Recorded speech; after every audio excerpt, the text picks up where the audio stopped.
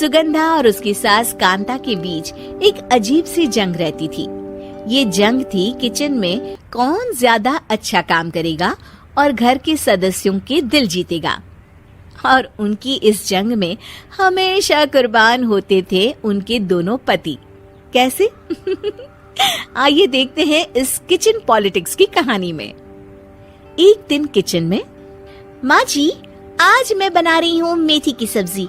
इस खाने से घर वालों के पेट की सारी समस्या खत्म हो जाएगी। और मैं बना रही हूँ तड़के वाली छाछ, जिसे पीते ही गैस की समस्या कभी नहीं होगी। दोनों अपने अपने खाने को लेकर टेबल पर पहुँच जाती हैं। तभी सुगंधा के ससुर उसकी बनाई सब्जी की तारीफ कर देते हैं। अरे वाह, मेथी की सब्जी भी बनी है, बड़ी ही स्वादिष्ट है। वाह बहू वाह। अरे बहू, लेकिन इसमें इतनी सारी मेथी बर्बाद करने की क्या जरूरत थी? देखिए माँ जी, ये तो वो मेथी है जो आप रात में भिगोकर सुबह उसका पानी पीती हैं, और जो मेथी फेंक देती हैं, उसी से मैंने ये सब्जी बनाई है। अरे वाह बहू, तुमने तो बड़ा ही समझदारी का काम किया। बस अब क्या था, कांता जी का तो मानो ये सुनकर खून ही सूख गया। वो फैसला कर लेती है कि किसी भी तरह वो अपने खाने की तारीफ लेकर ही रहेगी और सुगंधा को किचन में उसकी कमियां गिनाएगी। कांता फ्रिज खोलकर देख रही होती है और फिर सुगंधा से कहती है, अरे बहू, ये क्या, पूरा फ्रिज गंदा पड़ा है। तभी वहाँ सुगंधा का पति आ जाता है। वो सुगंधा को डांट कर कहता है, सुगंधा, तुम्हें कितनी बार कह रखा है कि वायरस फैल रहा है, साफ सफाई का पूरा ख्याल रखना है, लेकिन तुम किचन में इतनी गंदगी रखोगी तो कैसे चलेगा। सुगंधा सास की तरफ देखती है जहाँ वो मुस्कुरा रही होती है। सुगंधा समझ जाती है कि सास ने उससे बदला लेने के लिए ये सब किया है। दोनों रात के खाने की तैयारी में लग जाती हैं।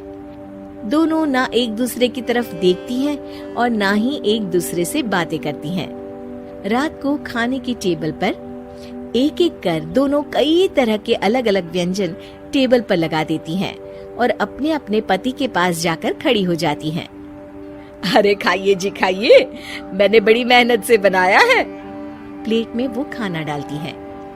सुगंधा भी दोनों की प्लेट में खाना डालते हुए कहती है, बड़ी ही मेहनत लगी है इस खाने को बनाने में। हाँ, दोनों को ना चाहते हुए भी सारा खाना खाना पड़ता है।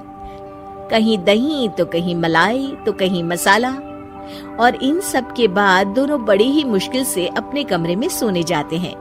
लेकिन अगली सुबह सुगंधा का पति चिल्ला रहा होता है, हाय रे, हाय मेरा तो पेट खराब हो गया, हाय माँ बहुत दर्द हो रहा है। तो वहीं कांता के कमरे से भी कुछ ऐसी ही आवाज आने लगती है। हे भगवान, इस सास बहू की लड़ाई हमारी जान लेकर रहेगी। जाओ कोई डॉक्टर को बुला कर लाओ। डॉक्टर आते हैं।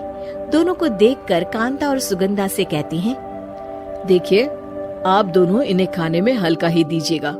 हो सके तो रात का खाना जल्दी खाया करें और वॉक किया करें। इतना कहकर डॉक्टर वहाँ से चले जाते हैं।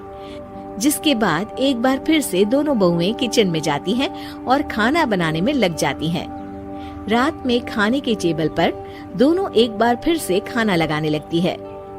पापा जी, मैंने ये पतली मूंग की दाल की खिचड़ी के साथ ये पापड़ और पुदीने की चटनी भी बनाई है। अरे बहू, अभी अभी बेचारे पेट की बीमारी से गुजरे हैं, इतना भारी खाना तो डॉक्टर ने भी मना किया है ना। देखिए, मैंने आप दोनों के लिए सूप बनाया है। और दोनों उन लोगों की प्लेट में खाना डालने लगती हैं। तभी दोनों एक साथ बोल पड़ते हैं, बस करो, हमें माफ करो, हमें नहीं खाना इस घर में, ना खिचड़ी और ना ही सूप। हम इंसान हैं, एक वक्त में एक ही खाना खा सकते हैं। बस करो, हमें माफ करो, हमें नहीं खाना इस घर में, ना खिचड़ी और ना ही सूप। हम इंसान हैं, एक वक्त में एक ही खाना खा सकते हैं। इतना कहकर वो दोनों वहाँ से चले जाते हैं। कहानी का अंत। आप लोग उम्मीद कर रहे होंगे कि अंत में सब ठीक हो जाएगा। नहीं जनाब, अगर सास बहू के बीच सब ठीक हो जाए तो आप ये सीरीज देखे ही क्यों? तो मजा लीजिए इस चैनल में सास बहू से जुड़ी कहानियों का, क्योंकि ये ऐसा रिश्ता है जिसकी मिठास उसकी खटास में हमेशा ज्यादा ही रहती है।